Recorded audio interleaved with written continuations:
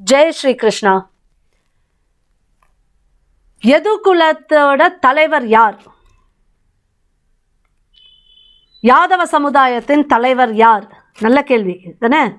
பதில் ஒன்றே ஒன்று. யாதவ சமுதாயத்துக்கு யது குலத்துக்கு இப்போ இருக்கிற நம்மளுக்கு ஒரே ஒரு தலைவர் தான், பகவான் ஸ்ரீ கிருஷ்ணர் தான். வேறு யாரும் தலைவர் கிடையாது. யார் யாரெல்லாம் நான் யாதவ சமுதாயத்தின் தலைவர்ன்ட்டு வந்து நிற்கிறாங்களோ அவங்க எல்லாம் அடிபட்டு போனாங்க. அப்போ நம்மளுக்கு யார் தேவை? இப்போ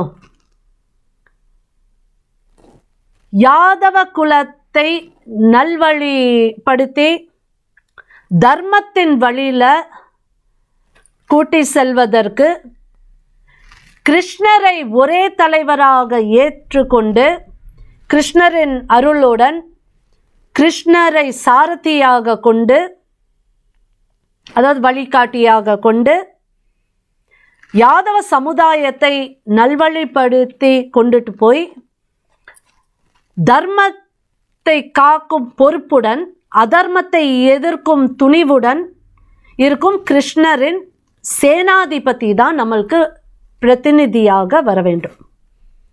மீதி இந்த அரசியலில் வர தலைவர் அவங்களாம் தலைவர்லாம் கிடையாது. அவங்களாம் வந்து வேட்பாளர்கள்.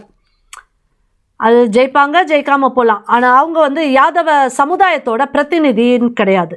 யாதவ சமுதாயத்துக்கு பிரதிநிதித்துவ தலைமை ஏற்றுவதற்கு ஒரு தகுதி வேண்டும். அது என்ன அப்படின்னா, பகவான் ஸ்ரீ கிருஷ்ணரை தலைவராக ஏற்றுக்கொண்டு அவரின் சேனாதிபதியாக தர்மத்தின் வழியில் கிருஷ்ணர் கொடுத்த உபதேசம், அர்ஜுனனுக்கு என்ன உபதேசம் கொடுத்தாரு?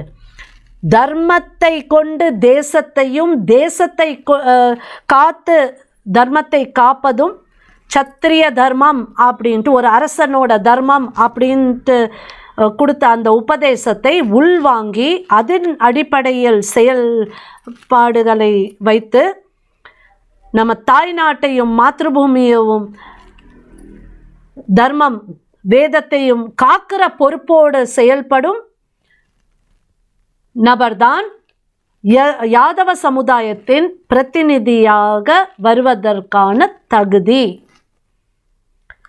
நிச்சயமாக உறுதியாக இதை கேட்குற 100 யாதவர்களில் 98 பேர் இதை ஆமாம் இவங்க சொல்கிறது சரிதான் அப்படின்னு சொல்லுவாங்க. நாம் சிந்திக்கணும்.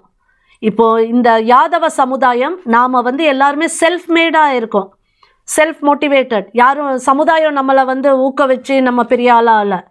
நம்ம குடும்பம் தனி நபர்களோட முயற்சியில் தான் இந்த சமுதாயம் மேம்பட்டிருக்கு. இப்போ நம்மளுக்கு தேவை பிரதிநிதி. அப்படின்னா இந்த தர்மத்தையும் தேசத்தையும் காக்கிற பிரதிநிதி தான் நமக்கு தேவை.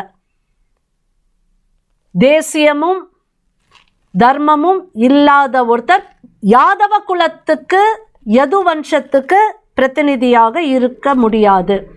அவங்க அரசியலில் தலைவராக இருக்கலாம், பிரதிநிதியாக இருக்கலாம். பட் யாதவ குலம் அப்படின்னா நம்மளுக்குன்ட்டு ஒரு மரியாதை இருக்குது, நம்மளுக்குன்ட்டு ஒரு பாரம்பரியம் இருக்குது.